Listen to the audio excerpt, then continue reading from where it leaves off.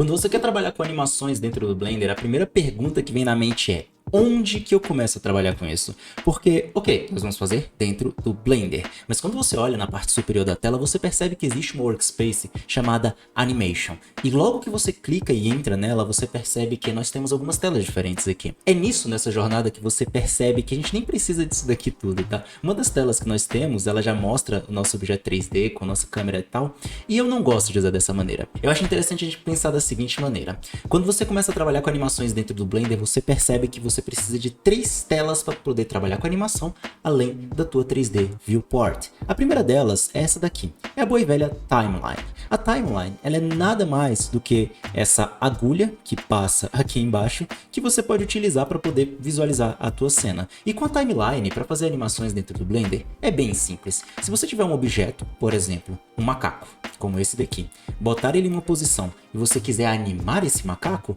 basta você apertar a tecla I de Insert Keyframe e, por exemplo, colocar um keyframe, um ponto inicial da sua animação, na location dele.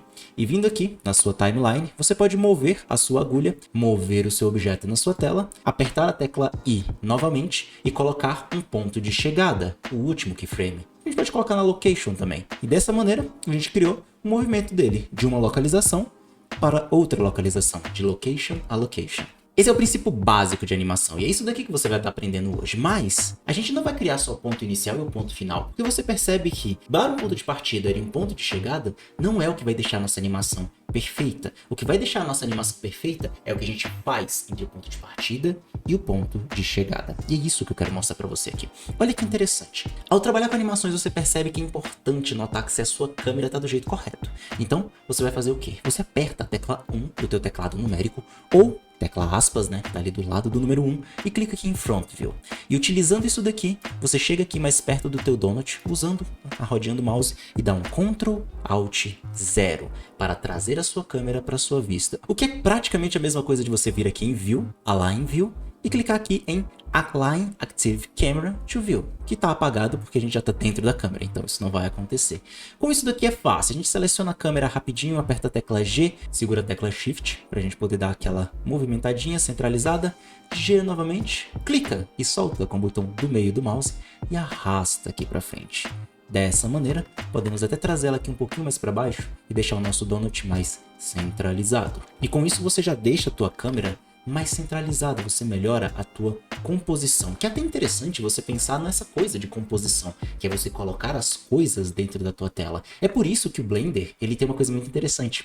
Conforme você vai estudando o Blender, você descobre que ao clicar aqui nessa opção de câmera, desde que a sua câmera esteja selecionada, você pode meramente vir nessa opção bem aqui de Viewport Display, Composition Guides e colocar linhas de composição em cima da sua cena. Por exemplo, eu posso colocar essas linhas de composição da regra dos terços aqui, e você vai ver que agora eu tenho aqui algumas linhas bem discretas em cima da minha cena, as quais eu posso utilizar para mover a minha cena e posicionar melhor a minha câmera, fazendo uma composição mais agradável. Então, com a tua cena configurada, você pensa, ok, agora que eu tenho a minha câmera na posição correta, eu quero animar o meu objeto, mas como que eu posso começar a fazer isso daqui com esse donut? Eu já sei que eu posso apertar a tecla I, colocar aqui frames e tal, mas olha só que massa. 3 telas de animação, além da 3D Viewport. Nós temos a Timeline, que é essa aqui que a gente já falou sobre ela aqui no início. Nós temos também a Dope Sheet, que é basicamente a Timeline com esteroides. E nós temos uma terceira, que ela vai servir para a gente controlar o ponto inicial e o ponto final. Vamos lá, recapitulando. Conforme você estuda a animação, você percebe que o keyframe é o ponto inicial e o ponto final. Mas como que eu trabalho o que vai estar entre aqueles keyframes? Para trabalhar o que vai estar entre aqueles keyframes sem criar novos keyframes, é que você tem essa tela bem aqui, que é uma tela que você vai encontrar no seu gerenciador de editores. Na seção de animação, você vai encontrar o Graph Editor, esse daqui. Vamos apertar a tecla N ou só jogar isso daqui para cá, tá vendo? Pra gente deixar ele livre e você olha assim, nossa, esse é um gráfico, uau! O que é isso? Quando eu movo a timeline, movo junto. O que tá acontecendo? Augusto, eu tô muito confuso. Calma, vem comigo e você vai entender isso aqui agora e você vai ver como que isso aqui é tranquilo de utilizar. Primeiramente, vamos fazer uma coisa muito esperta daqui. Eu quero animar o meu donut, mas no caso eu quero animar a rotação, eu quero fazer ele ficar rodando, que nem eu mostrei pra você no início do vídeo, tá? Então você vai perceber o seguinte, você vai perceber que se eu rotacionar isso daqui, você vai notar que as outras coisas não rotacionam junto, que as coisas não estão rodando juntas, né? Então a gente precisa dar um jeito de colar uma coisa na outra sem fundir esses objetos. Nisso é que você descobre que dentro do Blender existe uma coisa chamada parent, ou parentesco, de pai e filho. Então você vai ter o pai, o parent, e o children, que é o filho, o objeto que sempre segue o pai. Então, se eu quiser colar minha cobertura no meu pão, basta eu selecionar minha cobertura, segurar Shift, selecionar o meu pão, por último deixar ele como seleção ativa. Ativa? Como assim? A seleção amarela, a última da lista, e apertar Ctrl P de Parent. Daí você clica aqui em Set Parent to Object, Keep Transform. Feito isso, você vai rotacionar o teu pão e você vai perceber que ele roda junto com a cobertura. A cobertura, ela também pode ser movida separada. E olha que legal, se eu mover essa cobertura, você percebe essa linha aqui. Essa linha aqui se chama Relationship Lines. E você percebe que ao desligar isso daqui, você deixa de visualizá-la. Mas ela é exatamente o que vai indicar para você quem é o pai e quem é o filho. Vamos dar Ctrl Z para desfazer isso daqui. E mais importante agora, nós temos essas bolinhas aqui. Elas estão flutuando, elas ainda não estão conectadas no resto do nosso objeto. A gente pode selecionar todas elas, segurar Shift, selecionar o pão e colar elas no pão. Mas eu não acho que isso faça sentido, porque essas bolinhas estão coladas na cobertura, se você parar pra pensar. Então, vamos dar aqui um B para Box Selection, clica, segura e arrasta com o botão no meio do mouse para desselecionar o pãozinho, segura Shift, clica na cobertura e vamos dar Ctrl P na cobertura. Vamos clicar em Parent para Object, Keep Transform, e é isso. E olha que legal, se a gente duplicar nossa tela e abrir um Outliner, que você já deve estar acostumado nesse tutorial, você vai ver que aqui dentro da nossa coleção, o nosso donut e a nossa cobertura, elas estão se tornando uma parte da outra, ou seja, a nossa bolinha está dentro da cobertura e a nossa cobertura está dentro do donut, formando uma hierarquia de grupo concisa dentro das coleções. Muita gente reclama que o Blender não tem sistema de grupos. Sim, ele tem, se chama Parents.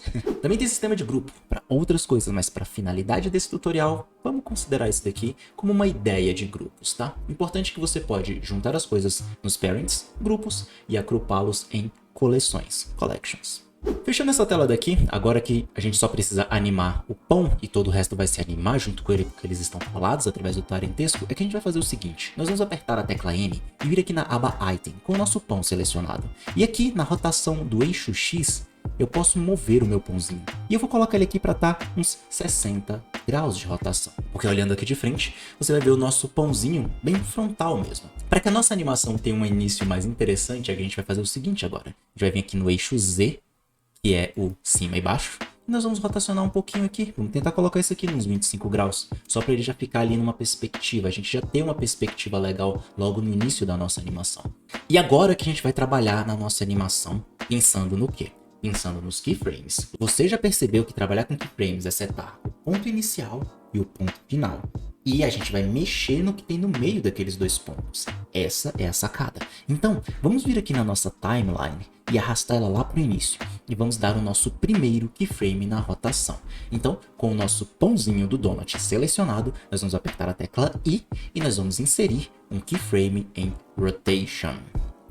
Perfeito, nós temos o nosso ponto de partida. Você vai reparar que algumas coisas vão ficar amarelas. Sempre que você vê algum campo com uma coisa amarelinha no Blender, você percebe que o Blender está contando para você que ali dentro tem um keyframe. Então fica atento a isso. Keyframes são pontos amarelos. Se liga que aqui tem ponto amarelo.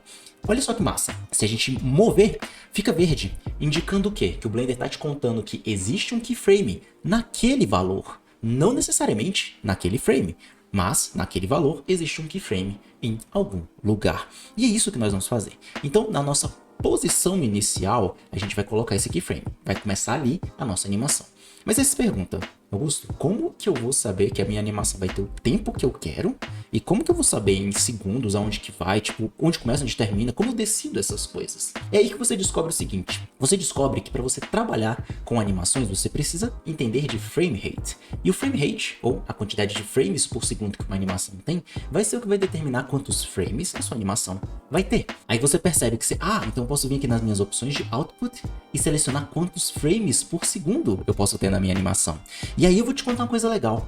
Conforme você vai estudando esse fenômeno de animações, você descobre que 24 frames por segundo é o que é utilizado no cinema. Você também pode utilizar 30 frames por segundo, que é o que é muito utilizado na televisão. E você também pode utilizar 60 frames por segundo, que é utilizado em videogames, em coisas que exigem algo assim, sabe, mais natural, mais dinâmico. Alguns filmes até vêm em 60 frames por segundo. Eu confesso que eu acho bem agradável. Então isso depende do quê? Depende de quantos frames você quer apresentar por segundo, mas lembrando que frames por segundo, imagens a cada segundo. Significa que se você tivesse 60 frames em um segundo, você vai ter que renderizar 60 imagens para mostrar um segundo de animação, o que vai aumentar o tempo de renderização, porque você vai estar renderizando mais coisas. Então você pensa, tenho que encontrar um balanço aqui. Se o meu computador for muito fraco, acho que eu já sei o que eu vou fazer. Eu vou colocar em 30 frames por segundo. Dessa maneira, eu vou renderizar 30 frames a cada um segundo e eu vou ter algo um pouco mais, né, realista, dado que o meu computador não é muito bom. Ah, mas eu tenho tempo para esperar. Então, quer saber? Eu quero fazer de 60 frames por segundo, que é pra galera olhar e ficar, uou, que suave. Enfim, depende de você. Recomendo que você escolha entre 30 ou 60 frames por segundo. Para o nosso caso, eu vou escolher 30 frames por segundo para que você que tem um computador um pouquinho mais fraco consiga renderizar com tranquilidade. E aí você olha pra mim e pensa, beleza, Augusto, eu consegui, vou colocar aqui a 30 frames por segundo, mas como eu vou saber quantos segundos tem a minha animação? Vou ter que ficar calculando, 250, regra de 3? Não precisa. Para você ver quantos segundos de animação você tem, basta você vir aqui em View, e você vai clicar num botão simples chamado Show Seconds. Então se você vê aqui na tua timeline uma coisa como 2, mais 4, ou mais 5, mais 6, ou mais 11, isso aqui que você tá vendo são quantos segundos e quantos frames você tem. Então você consegue ver aqui que eu tenho 10 segundos mais 0 frames. Isso aqui mostra então pra gente o quê? Segundo mais quantos frames está faltando para o próximo, tá? Então essa é a sacada. Tanto que você vê aqui, 5 segundos mais 29. Se eu botar para frente, ele coloca 6 segundos mais 0, porque 30 frames por segundo. O cálculo é bem simples, tá, cara? Se você quer saber, eu tenho 30 frames por segundo e a minha animação vai ter 10 segundos, eu multiplico por 10 e vou ter 300 frames. Bem simples, bem prático. Mas no nosso caso eu quero metade disso. Eu quero uma animação de 5 segundos. Então basta dividir isso aqui por 2. Boto 150 frames para somar 5 segundos e vai ficar mais tranquilo. Agora que eu sei quantos segundos tem a minha animação, eu quero fazer o seguinte, eu quero determinar o ponto final aqui dessa minha rotação. Então a gente vai fazer o seguinte, vamos no frame final aqui, né, dos 5 segundos, nós vamos agora rotacionar isso daqui, então vou vir aqui no meu eixo Z, por exemplo. Então o que eu vou fazer? Agora eu quero somar 360 graus de giro aqui. Clica aqui no meu eixo Z, bota aqui minha setinha para frente e digito mais 360, porque eu quero somar 360 graus aqui. Daí, fazendo isso junto comigo, você percebe que mudou a cor, ficou laranjado. E é aí que você saca que quando fica laranjado assim é porque ele está dizendo que você modificou um valor, mas você não salvou o keyframe. Então se a gente mover a nossa timeline, a gente perde essa transformação. E aí nós vamos ter que fazer o quê? Clicar aqui de novo, digitar de novo, mais 360, para poder acrescentar esse keyframe. E aí a gente clica com o botão direito e insere o keyframe aqui. E voilá! Se a gente voltar para o início da animação, clicando aqui nesse botão de voltar e clicar aqui no play, você vai ver o nosso donut rodando 360 graus até parar onde a gente deixou. E como ele para exatamente na posição inicial, olha que legal, ele faz um loop perfeito. Mas, honestamente, isso daqui tá bem paia. Vamos dar uma incrementada nisso daqui. Vamos fazer algo bem mais dinâmico. Para trazer dinamismo para essa animação, você vai fazer o seguinte. Você vai pegar esse keyframe aqui e você descobre que dá para você apertar a tecla G e mover o teu keyframe para onde você quiser. Da mesma forma como se o keyframe fosse um objeto na tua 3D Viewport. Você fala, caraca, então o Blender tem esse nível de consistência? É, ele tem. Então, você vai pegar teu keyframe e vai arrastar ele para trás. Vamos arrastar ele aqui para trás para uns 4 segundos, né? Então você vai olhando ali e se você olhar ele na parte inferior esquerda, você vai ver que tem um númerozinho mudando. Ele está mostrando quantos frames você está voltando. Vamos colocar ele aqui no frame mais ou menos 100. Então aqui no frame 100, ele vai fazer esse giro completo. Então, quando ele terminar de fazer esse giro, ele vai parar. E agora, essa é a questão. Eu quero que, depois que ele terminar esse giro, ele dê mais 2 voltas. Olha que legal. Eu já tenho o ponto de partida e o ponto de chegada dessa primeira fase da minha animação, que é o primeiro giro de 360. Agora, a gente vai fazer o seguinte. A gente vai pegar a nossa agulha, colocar aqui no frame final, né, nos 5 segundos, e nós vamos adicionar agora mais 2 giros. Para adicionar esses 2 giros, é que a gente vai vir aqui no nosso Z, botar para frente e nós vamos somar mais 360 mais 360. Você pode só digitar 720? Pode, mas vamos supor que você nem sabe que 360 é uma volta completa. Então, pá, aqui eu já tenho mais 2 voltas. Daí eu posso apertar I para inserir um keyframe, ou botão direito e insert keyframe, né? Que agora você vai ter mais 2 voltas aqui no final. E olha que massa! Quando eu dou play, ele dá o primeiro giro. Quando ele bate naquele keyframe, ele dá mais 2 voltas e começa de novo. E nós temos aqui uma animação praticamente completa. Mas calma. Você chega nesse ponto e você pensa, Augusto, beleza. Começo, fim, consigo setar as minhas animações para onde eu quiser. Mas e se eu quiser mexer no meio dessas animações? Por exemplo, se eu quiser deixar essa animação começar mais rápido, mais lento, aqui no meio, eu tenho que criar novos keyframes? Não, você não precisa. É para isso que serve o Graph Editor. Então eu vou clicar e arrastar minha tela para cá, apertar a tecla Home e a tecla M para poder sumir com esse painel aqui. E agora eu tenho essa tela aqui que para você deve estar extremamente confusa. Vamos reduzir a confusão aqui. Segura a tecla Ctrl, clica, segura e arrasta com o botão do meio do mouse e você pode ir mexendo nessa tela aqui, ó, para deixar ela mais concisa. Ok, Augusto, que tela confusa é essa? Explorando dentro do Blender que você descobre essa tela doida, o Graph Editor. E você percebe que da esquerda para a direita é o tempo. É a mesma coisa que a timeline, mas de cima para baixo ela tem um gráfico. E esse gráfico ele representa o quê? Ele representa as mudanças que você estará fazendo nos específicos eixos, sendo eles os eixos Z, que é o azul, o X, que é o vermelho, e o Y, que é o verde. As mesmas cores que você encontra aqui em cima, do lado da minha facecam, tá vendo? As transformações que podem ser feitas aqui, você pode mexer nessas linhazinhas e transformar. Então o que a gente vai fazer aqui? Você vai perceber que quando a gente abre aqui nesse botãozinho, você tem cada um dos eixos. A gente não precisa do eixo X, porque a gente não está rodando esse negócio no eixo X. Porque se a gente mexer no eixo X, olha que legal, ele roda no eixo X, tá vendo? A gente não precisa disso. A gente não precisa mexer no eixo Y também. Se ele mexer no eixo Y, ele roda naquela direção. Não é nossa intenção agora. Então a gente vai vir aqui, clicar e apertar Delete, para deletar os eixos que a gente não quer, que são os eixos X e Y. Só queremos rotacionar ele em volta de si mesmo, no eixo Z. Aí você fala, pô, Augusto, beleza, tem menos coisa. Uau, deu até um alívio, agora minha cabeça tá um pouco mais tranquila. Mas ainda não tô entendendo muito bem qual é o objetivo disso daqui. Quando você clica nesse negócio, você percebe que tem uns puxadores aqui. E esses puxadores, eles obedecem às mesmas regras que qualquer movimentação de objeto dentro do Blender. Você percebe? Você pode apertar tecla G para mover, tecla R para rotacionar e S para escalonar, como se fosse um objeto 3D comum. Sim, o Blender tem esse nível de consistência em volta dos seus editores. Então, você pode clicar nesse primeiro daqui e aumentar esse puxador. Para quê? Para que quando você clicar neste botão, voltar para o início da tua animação e apertar a barra de espaço para soltar, você fazer com que o giro comece mais tarde. Você não precisa mudar a posição do teu keyframe para determinar que o giro vai começar depois. Basta você usar esses puxadores e você pode juntar ele aqui para deixar ele mais retilíneo e a tua rotação começar ainda mais cedo e ainda mais rápido. Então, por exemplo, se você quiser fazer com que essa rotação já comece de uma vez, tá vendo que ela tá começando devagar e depois acelerando? Se você quiser fazer isso aqui começar de uma vez só, volta pro início, pega que o teu puxador puxa e estica ele, sempre utilizando a tecla S para escaloná-lo, e rotaciona ele. Se você rotacionar ele assim e fizer ele assim, você vai ver que a tua animação já vai começar rodando, tá vendo? Exatamente porque como se fosse esse movimento de curva e depois dá 2 giros e continua, entendeu? E aí vamos fazer o seguinte, vamos pegar esse outro puxador aqui e ao invés de a gente escalonar os dois ao mesmo tempo, a gente vai pegar só essa ponta daqui e a gente vai mover ela para dentro. Por quê? Porque nosso objetivo aqui vai ser o seguinte, eu quero deixar esse primeiro giro aqui linear, eu quero que ele fique bem retinho. Então tá vendo, ó? Que ele roda de uma maneira quase robótica. E aí quando chega no outro ele dá aquela girada mais doida. É isso que eu queria. Chegando aqui, a gente vai reduzir esse daqui, ó. Sempre segurando a tecla Shift para deixar o movimento mais suave. Por quê? Porque nessa parte aqui, eu quero que ao apertar a barra de espaço, ele gire de uma vez. Tá vendo? Ele tá girando, ele gira e vai de novo. Tá vendo? Opa!